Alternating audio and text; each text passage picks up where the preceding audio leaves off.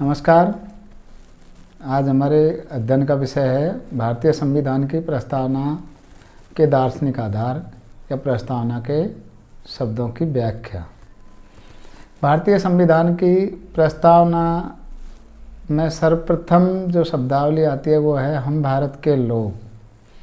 हम भारत के लोग भारत को अंगीकृत भारतीय संविधान को अंगीकृत, अधिनियमित और आत्मार्पित करते हैं।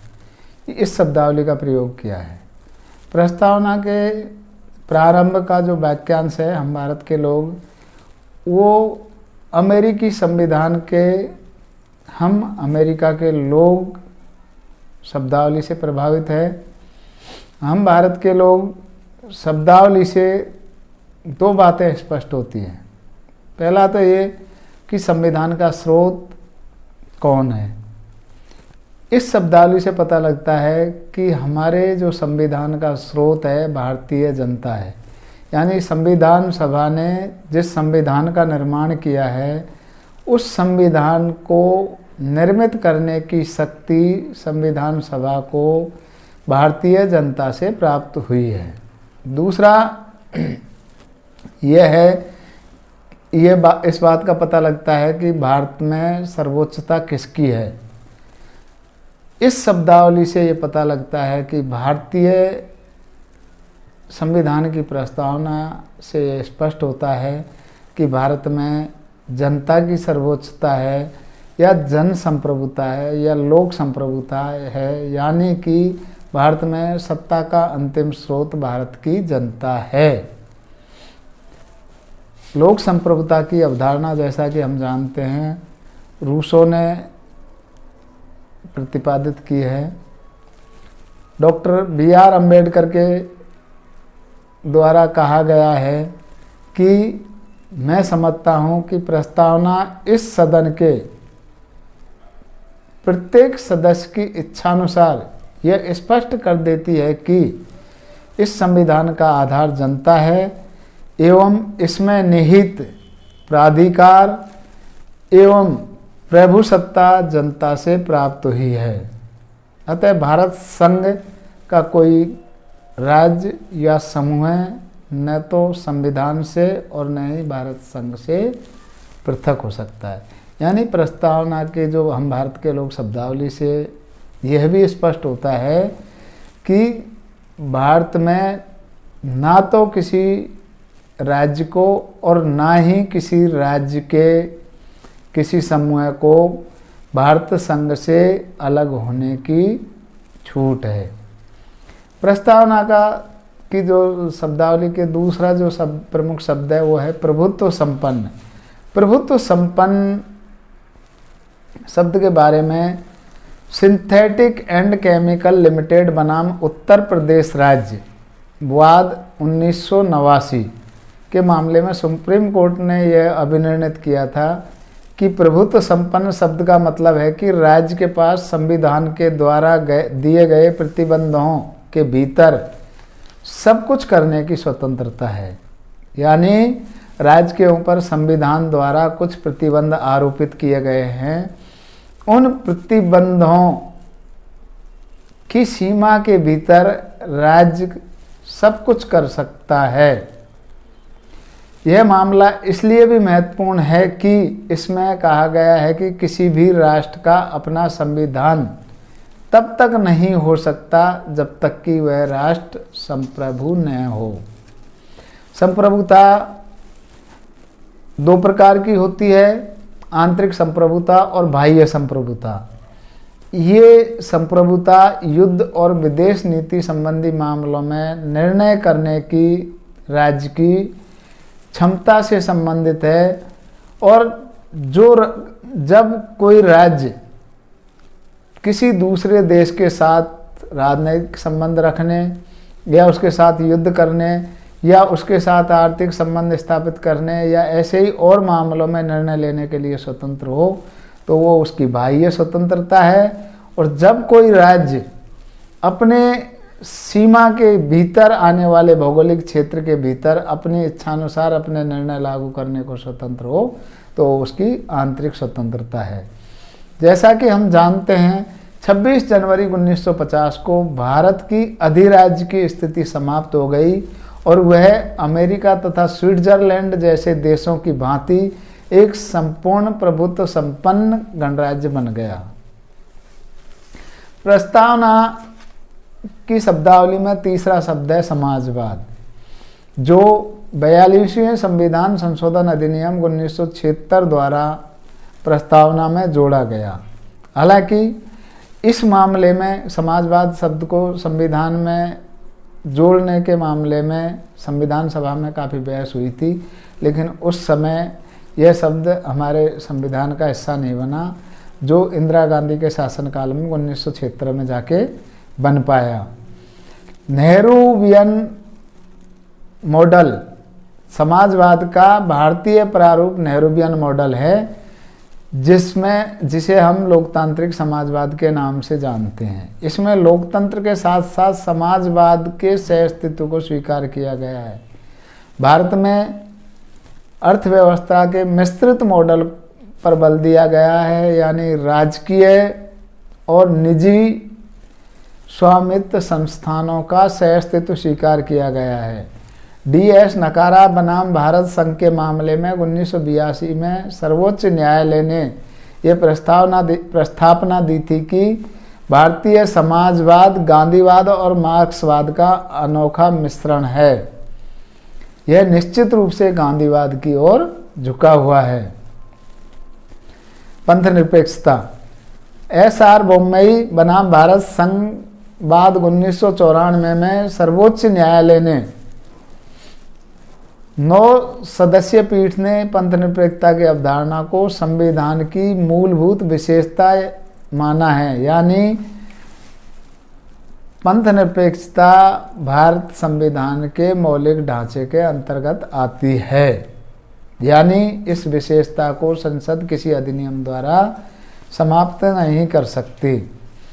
वेंकटरामन के शब्दों में भारतीय राज्य न तो धार्मिक है, न अधार्मिक है और न ही धर्म विरोधी है, किंतु यह संकीर्णताओं और वृत्तियों से बिल्कुल दूर है और धार्मिक मामलों में तटस्थ है। इस परिभाषा के आधार पर हम पाते हैं कि पंथनिरपेक्षता के भारतीय संदर्भ में 3 मायने हैं। पहला, भारत का कोई राज धर्म नहीं है। दूसरा, भारत नास्तिक भी नहीं है। और तीसरा, भारत धर्म विरोधी भी नहीं है।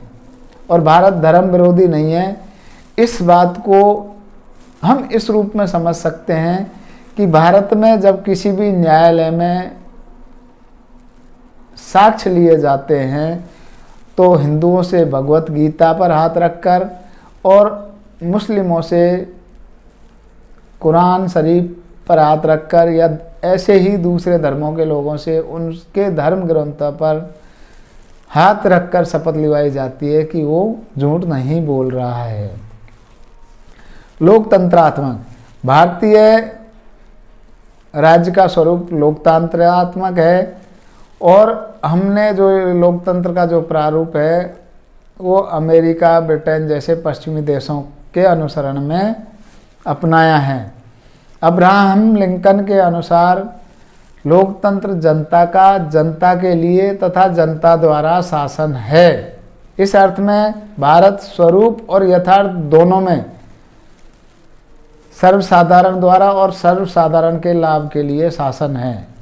लोकतंत्र के 2 रूप पाए जाते हैं, प्रत्यक्ष लोकतंत्र और अप्रत्यक्ष लोकतंत्र।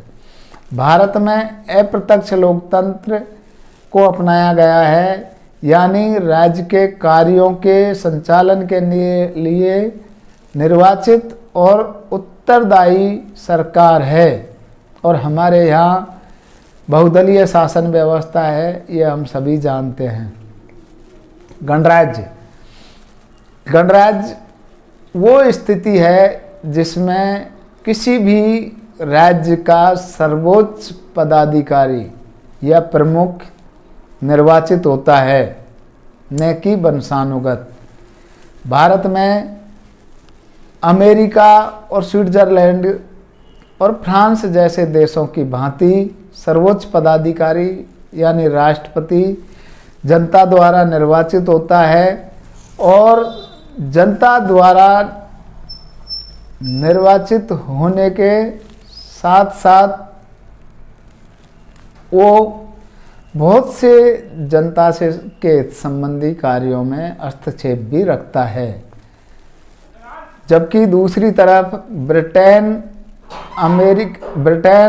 और जापान में वंशानुगत शासन है, वहाँ राजतंत्र का अस्तित्व है और राजतंत्र शासन व्यवस्था में वंशानुगत रूप से पद धारण किया जाता है। नमस्कार, आज हमारे अध्ययन का विषय है भारतीय संविधान की प्रस्तावना के दार्शनिक आधार या प्रस्तावना के शब्दों की व्याख्या। भारतीय संविधान की प्रस्तावना में सर्वप्रथम जो शब्दावली आती है वो है हम भारत के लोग। हम भारत के लोग भारत को अंगीकृत, भारतीय संविधान को अंगीकृत, अधिनियमित और आत्मार्पित करते हैं। इस शब्दावली का प्रयोग किया है। प्रस्तावना के प्रारंभ का जो वाक्यांश है हम भारत के लोग, वो अमेरिकी संविधान के हम अमेरिका के लोग शब्दावली से प्रभावित है। हम भारत के लोग शब्दावली से दो बातें स्पष्ट होती हैं। पहला तो ये कि संविधान का स्रोत कौन है।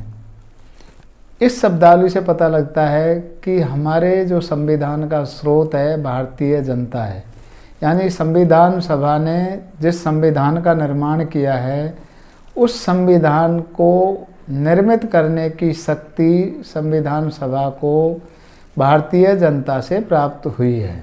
दूसरा यह है, इस बात का पता लगता है कि भारत में सर्वोच्चता किसकी है। इस शब्दावली से ये पता लगता है कि भारतीय संविधान की प्रस्तावना से ये स्पष्ट होता है कि भारत में जनता की सर्वोच्चता है या जन संप्रभुता है या लोक संप्रभुता है, यानी कि भारत में सत्ता का अंतिम स्रोत भारत की जनता है। लोक संप्रभुता की अवधारणा जैसा कि हम जानते हैं रूसो ने प्रतिपादित की है। Doctor B.R. अम्बेडकर के द्वारा कहा गया है कि मैं समझता हूँ कि प्रस्तावना इस सदन के प्रत्येक सदस्य की इच्छानुसार यह स्पष्ट कर देती है कि इस संविधान का आधार जनता है एवं इसमें निहित प्राधिकार एवं प्रभुसत्ता जनता से प्राप्त हुई है। अतः भारत संघ का कोई राज्य या समूह न तो संविधान से और न ही भारत संघ से पृथक हो सकता है। यानी प्रस्तावना के जो हम भारत के लोग शब्दावली से यह भी स्पष्ट होता है कि भारत में ना तो किसी राज्य को और ना ही किसी राज्य के किसी समूह को भारत संघ से अलग होने की छूट है। प्रस्तावना की जो शब्दावली के दूसरा जो प्रमुख शब्द है वो है प्रभुत्व संपन्न। प्रभुत्व संपन्न शब्द के बारे में सिंथेटिक एंड केमिकल लिमिटेड बनाम उत्तर प्रदेश राज्य वाद 1989 के मामले में सुप्रीम कोर्ट ने यह अभिनिर्णित किया था कि प्रभुत्व संपन्न शब्द का मतलब है कि राज्य के पास संविधान के द्वारा दिए गए प्रतिबंधों के भीतर सब कुछ करने की स्वतंत्रता है। यानी राज्य के ऊपर संविधान द्वारा कुछ प्रतिबंध आरोपित किए गए हैं, उन प्रतिबंधों की सीमा के भीतर राज्य सब कुछ कर सकता है। यह मामला इसलिए भी महत्वपूर्ण है कि इसमें कहा गया है कि किसी भी राष्ट्र का अपना संविधान तब तक नहीं हो सकता जब तक कि वह राष्ट्र संप्रभु न हो। संप्रभुता दो प्रकार की होती है, आंतरिक संप्रभुता और बाह्य संप्रभुता। ये संप्रभुता युद्ध और विदेश नीति संबंधी मामलों में निर्णय करने की राज्य की क्षमता से संबंधित है, और जब कोई राज्य किसी दूसरे देश के साथ राजनयिक संबंध रखने या उसके साथ युद्ध करने या उसके साथ आर्थिक संबंध स्थापित करने या ऐसे ही और मामलों में निर्णय लेने के लिए स्वतंत्र हो, तो वो उसकी बाह्य स्वतंत्रता है। और जब कोई राज्य अपने सीमा के भीतर आने वाले भौगोलिक क्षेत्र के भीतर अपनी इच्छानुसार अपने निर्णय लागू करने को स्वतंत्र हो, तो उसकी आंतरिक स्वतंत्रता है। जैसा कि हम जानते हैं, 26 जनवरी 1950 को भारत की अधिराज्य की स्थिति समाप्त हो गई और वह अमेरिका तथा स्विट्जरलैंड जैसे देशों की भांति एक संपूर्ण प्रभुत्व संपन्न गणराज्य बन गया। प्रस्तावना की शब्दावली में तीसरा शब्द है समाजवाद, जो 42वें संविधान संशोधन अधिनियम 1976 द्वारा प्रस्तावना में जोड़ा गया। हालांकि इस मामले में समाजवाद शब्द को संविधान में जोड़ने के मामले में संविधान सभा में काफ़ी बहस हुई थी, लेकिन उस समय यह शब्द हमारे संविधान का हिस्सा नहीं बना, जो इंदिरा गांधी के शासनकाल में 1976 में जाके बन पाया। नेहरूवियन मॉडल समाजवाद का भारतीय प्रारूप नेहरूवियन मॉडल है, जिसे हम लोकतांत्रिक समाजवाद के नाम से जानते हैं। इसमें लोकतंत्र के साथ साथ समाजवाद के सहअस्तित्व को स्वीकार किया गया है। भारत में अर्थव्यवस्था के मिश्रित मॉडल पर बल दिया गया है, यानी राजकीय और निजी स्वामित्व संस्थानों का सहअस्तित्व स्वीकार किया गया है। डी.एस. नकारा बनाम भारत संघ के मामले में 1982 में सर्वोच्च न्यायालय ने यह प्रस्तावना दी थी कि भारतीय समाजवाद गांधीवाद और मार्क्सवाद का अनोखा मिश्रण है। यह निश्चित रूप से गांधीवाद की ओर झुका हुआ है। पंथ निरपेक्षता एस.आर. बोम्मई बनाम भारत संघवाद 1994 में सर्वोच्च न्यायालय ने 9 सदस्यीय पीठ ने पंथ निरपेक्षता की अवधारणा को संविधान की मूलभूत विशेषता माना है, यानी पंथ निरपेक्षता भारत संविधान के मौलिक ढांचे के अंतर्गत आती है, यानी इस विशेषता को संसद किसी अधिनियम द्वारा समाप्त नहीं कर सकती। वेंकटरामन के शब्दों में भारतीय राज्य न तो धार्मिक है, न अधार्मिक है और न ही धर्म विरोधी है, किंतु यह संकीर्णताओं और वृत्तियों से बिल्कुल दूर है और धार्मिक मामलों में तटस्थ है। इस परिभाषा के आधार पर हम पाते हैं कि पंथ निरपेक्षता के भारतीय संदर्भ में 3 मायने हैं। पहला, भारत का कोई राज धर्म नहीं है। दूसरा, भारत नास्तिक भी नहीं है। और तीसरा, भारत धर्म विरोधी भी नहीं है। और भारत धर्म विरोधी नहीं है, इस बात को हम इस रूप में समझ सकते हैं कि भारत में जब किसी भी न्यायालय में साक्ष्य लिए जाते हैं तो हिंदुओं से भगवत गीता पर हाथ रखकर और मुस्लिमों से कुरान शरीफ पर हाथ रखकर या ऐसे ही दूसरे धर्मों के लोगों से उनके धर्म ग्रंथों पर हाथ रखकर शपथ लिवाई जाती है कि वो झूठ नहीं बोल रहा है।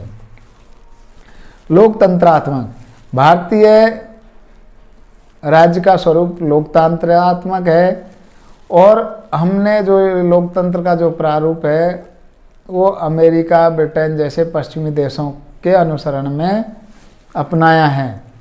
अब्राहम लिंकन के अनुसार लोकतंत्र जनता का, जनता के लिए तथा जनता द्वारा शासन है।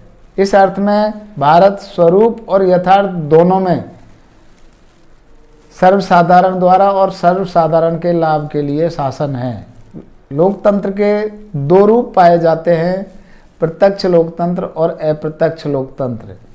भारत में अप्रत्यक्ष लोकतंत्र को अपनाया गया है, यानी राज्य के कार्यों के संचालन के लिए निर्वाचित और उत्तरदायी सरकार है। और हमारे यहाँ बहुदलीय शासन व्यवस्था है, ये हम सभी जानते हैं। गणराज्य, गणराज्य वो स्थिति है जिसमें किसी भी राज्य का सर्वोच्च पदाधिकारी या प्रमुख निर्वाचित होता है, न कि वंशानुगत। भारत में अमेरिका और स्विट्जरलैंड और फ्रांस जैसे देशों की भांति सर्वोच्च पदाधिकारी यानी राष्ट्रपति जनता द्वारा निर्वाचित होता है, और जनता द्वारा निर्वाचित होने के साथ साथ वो बहुत से जनता से के संबंधी कार्यों में हस्तक्षेप भी रखता है। जबकि दूसरी तरफ ब्रिटेन और जापान में वंशानुगत शासन है। वहाँ राजतंत्र का अस्तित्व है और राजतंत्र शासन व्यवस्था में वंशानुगत रूप से पद धारण किया जाता है।